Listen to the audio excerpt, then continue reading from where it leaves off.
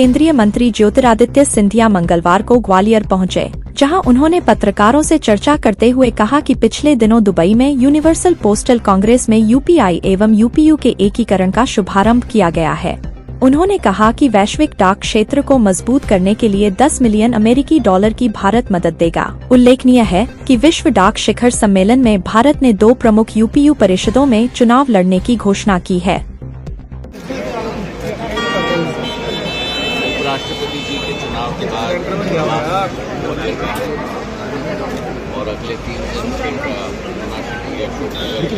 कई सौगात लेकर हम लोग जा रहे हैं और आने वाले दिनों में हमारा ग्वालियर क्षेत्र विकास और प्रगति राह पर प्रधानमंत्री जी की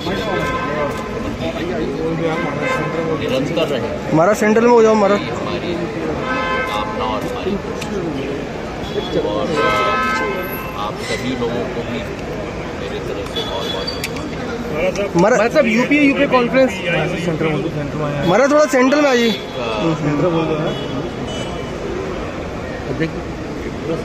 समझौता हमारा सब संयुक्त राष्ट्र की बीच में यूनिवर्सल सेंटर में 193 देश हमारा साहब को 1875 में जो संस्था स्थापित हुई और भारत की एक बहुत अहम भूमिका उस जमाने से मतलब 150 वर्षों से उस संस्था में रही है, अंतर्राष्ट्रीय संस्था में रही। वहाँ के 42 अफ्रीकन देशों के साथ मुलाकात हुई, 28 लैटिन अमेरिकन और स्पेन और पोर्टुगल देशों के साथ मुलाकात हुई और 23 कैरिबियन देशों के साथ मुलाकात हुई और अलग अलग देशों के समूह के साथ भारतीय डाक विभाग की साझेदारी और समझौते पर हस्ताक्षर किए गए और यूपीयू मतलब 193 देशों की संस्था के साथ भारत का डीपीआई डिजिटल पब्लिक इंफ्रास्ट्रक्चर के तहत यूपीआई का समझौता, ताकि उसकी जो क्षमता है और उससे जो सीख मिले हैं वो यूपीयू में भी सम्मिलित हो। इस पर समझौते पर भी हमारी हस्ताक्षर हुई। अब यूपीआई केवल भारत व्यापक नहीं, केवल Nepal, Bhutan, UAE, Paris, France व्यापक, मॉरिशस व्यापक नहीं, लेकिन यूपीआई अब विश्व व्यापक हो।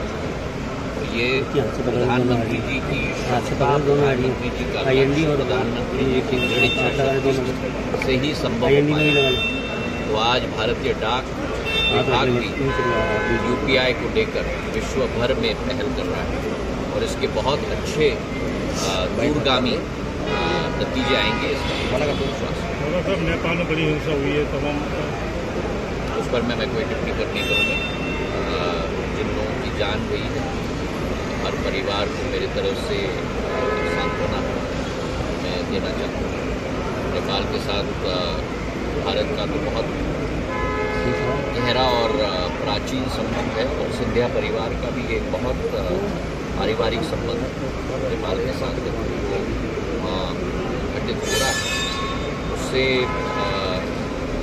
सभी लोगों को दुख है। अमन, चैन और शांति को